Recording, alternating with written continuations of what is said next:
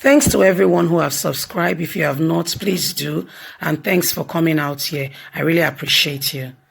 Wow, a very fantastic welcome development.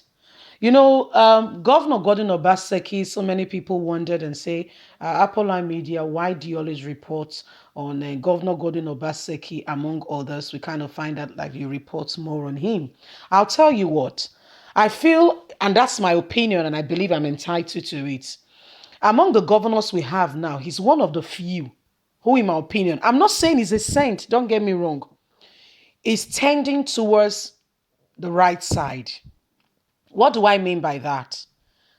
He is one of the few governors among the 36 governors who is actually involving the people, bringing about close to 21st century governance. Is it introduction of job opportunity, creating awareness of what is going on in Edo State, making Edo State be in the front line and the forefront, having partnership that works, bringing about innovations, focus, determination, is antecedent as a bank, a banker, an investment banker who understand the use of money. If you don't know, he's one of the governors who have succeeded with pensions. And even the Lagos state governor, I'm talking about Babajide Sanwo-Olu, had to call him and say, oh boy, if we switch in the work, may we work together. Can you put me through on how to do this? I mean, that's humility, that's learning. There's nothing wrong if you correct me and I've learned a lesson for life. Let's carry on. What Governor Gordon Obaseki is doing is creating an establishment for Chief John Oyegun, a civil service academy in honor of this man. He's an APC guy, don't forget, but he's one of the people who stood with Governor Godwin Obaseki. All through the process, they would say if he says something or he campaigns for Obaseki, it's called an anti-party activity, crossing the line. But he was true to the cause. Let's carry on and understand. The governor of Edo State, Governor Gordon Obaseki, has stressed that his major task during his second tenure is to strengthen the capacity of civil servants workforce by establishing Chief John Odigun Oyegun's Academy, which will empower the workforce with digital skills. So he's naming this whole process after Chief John.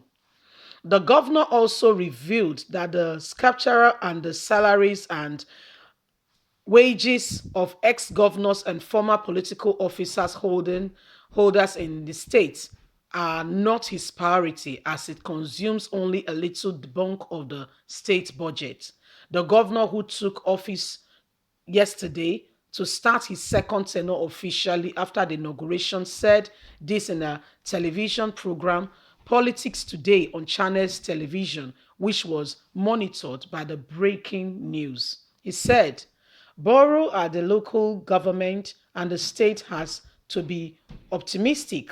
So will we be embarking on hiring more professionals to fill in the core position in the civic service. We are not likely to continue with the situation that we have today, whether they are more politicians, appointees than civil servants in the state, because it is quite disrupting. We are focused on what will bring about development, looking at our problems squarely, working at the background to improve system of the civil service. We have identified need to restrain and to make sure we restructure the civil service to its highest level, equipping them with today modern skills digitally. We are planning to establish Chief John Odigun Oyegu Public Service Academy, where we should have digital investment and will focus on building capacity of the civil servant. Obaseki also revealed that his priority is not to scrap the entitlement of former political officers holders, but to strengthen the civil service and increase investment in agriculture. Looking at these criterias and crises and issues going on, we have something more important to deal with: enabling and empowering our people, getting them focused and ready to be able to tackle any forms of life. Edo State will move forward if we bring in more investment, let our people be gainfully employed.